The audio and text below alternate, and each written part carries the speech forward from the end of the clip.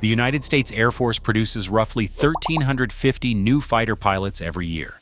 China produces 400. That gap alone could decide a war over Taiwan. So Beijing is overhauling everything, compressing a decade-long training pipeline, merging flight academies, and rushing younger pilots into cockpits faster than ever before. But whether China is actually building aviators capable of defeating America's best is a far more dangerous question. 400. That's the number of new fighter pilots China's Air Force adds each year. The United States produces more than 3 times that, roughly 1,350.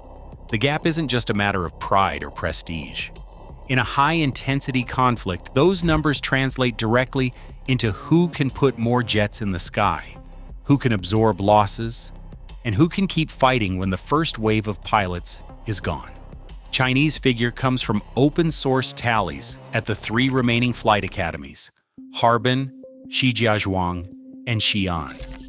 Each graduate has completed the JL-10 Advanced Trainer syllabus and is assigned to a frontline fighter unit.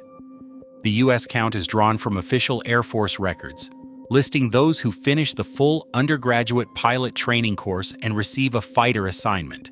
Both numbers reflect annual, first-time combat-type pilots, not retrained or converted aviators.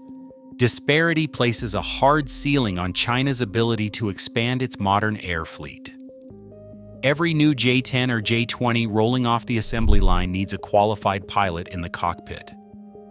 With only 400 new aviators a year, the People's Liberation Army Air Force is forced to stretch its experienced pilots thin, slowing the rate at which new squadrons become operational.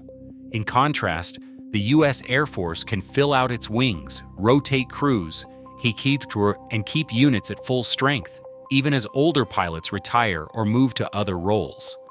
Attrition also shapes how each side plans for losses. In a real fight, jets and pilots are lost. The U.S. system is designed to absorb those losses and keep flying. China's narrower pipeline means every downed pilot hits harder, threatening to ground entire squadrons if replacements can't be found fast enough. These are not just statistics. They are the limits of what each Air Force can do when the shooting starts. For decades, China's fighter pilot pipeline was a slow-moving machine. Cadets entering the People's Liberation Army Air Force faced a journey that could stretch to 10 years before they ever sat in the cockpit of a frontline fighter. The process was built on a Soviet-style curriculum, heavy on rote memorization and step-by-step skill building. Training began with the CJ-6 propeller trainer, then moved through years of basic and advanced jet instruction, each phase housed in separate institutions. Bottlenecks were everywhere: transfers between schools, layered bureaucracy, and outdated ground school modules that lagged behind the pace of modern air combat.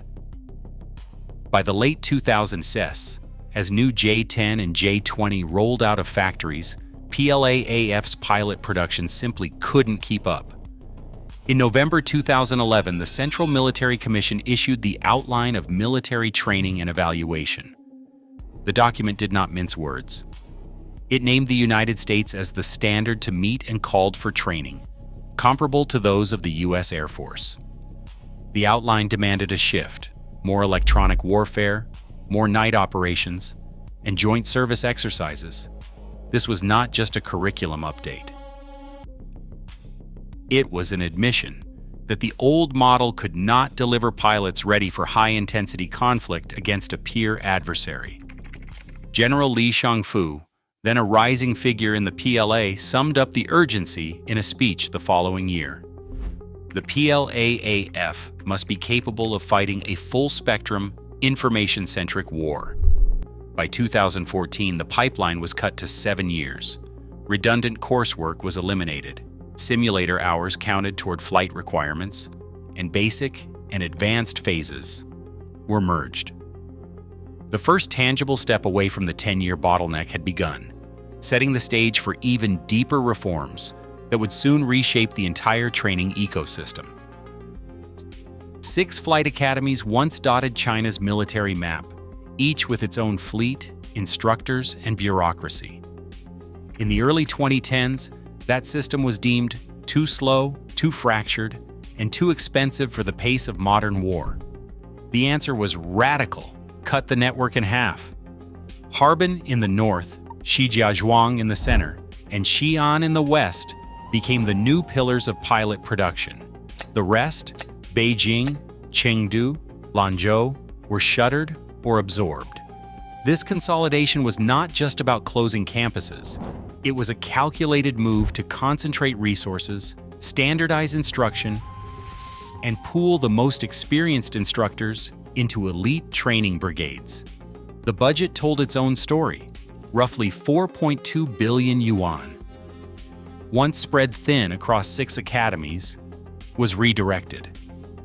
Instead of propping up legacy airfields and outdated simulators, the funds fueled a wave of high-fidelity simulator purchases and the mass procurement of JL-10 trainers. By 2023, more than 150 new simulators and over 300 JL-10 airframes had entered service, enabling a surge in training capacity without the cost or risk of additional live flight hours. This institutional shock therapy was championed by reform-minded leaders inside the PLA Air Force, determined to break with tradition and deliver a pipeline capable of matching the demands of a modern, high-tech air war. The mergers enabled a 3-year fast track for top cadets, eliminated redundant layers of bureaucracy, and set the stage for a new generation of pilots trained for the realities of information-driven combat. The infrastructure was now in place, not just for more pilots, but for a new kind of airman: younger, faster, and shaped by a single, unified standard. Mach 1.4. That's the top speed of the Hongdu JL-10, the advanced jet trainer now at the heart of China's pilot pipeline. With a glass cockpit and digital avionics modeled after 4th-generation fighters, the JL-10 is more than just a stepping stone. It's the backbone of a system designed for speed, scale, and modern air combat. The JL-10's dual-seat layout lets instructors guide cadets through high-G maneuvers, sensor fusion drills, and simulated missile engagements, all within the same cockpit environment they'll find in the J-10 and J-20. Over 300 JL-10s now serve across the 3 main academies, their cockpits humming with the sound of a new generation learning the rhythms of digital warfare. In 2022, the first fast-track class at Shijiazhuang graduated after just 3 years. Cadets moved from the CJ-6 propeller trainer to the JL-10, and then straight to the J-10 without the delays that once stretched training into the better part of a decade. Among them was Li Wei, who scored 92 out of 100 in the JL-10 Air Combat Evaluation, a record for his cohort. At 23, Li was assigned to the elite 3rd Fighter Brigade, a post traditionally reserved for older, slower-trained pilots.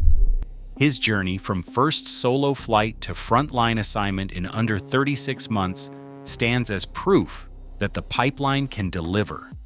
Yet for every Li Wei, the system still faces the challenge of ensuring that speed does not come at the expense of real-world combat readiness. The fast track works, but the pressure to maintain quality remains. A newly minted Chinese fighter pilot steps into the cockpit with far less real flight experience than his American counterpart. The numbers say it all. United States Air Force fighter pilots average about 250 flight hours each year. In China, the figure hovers near 120. This gap isn't just a statistic.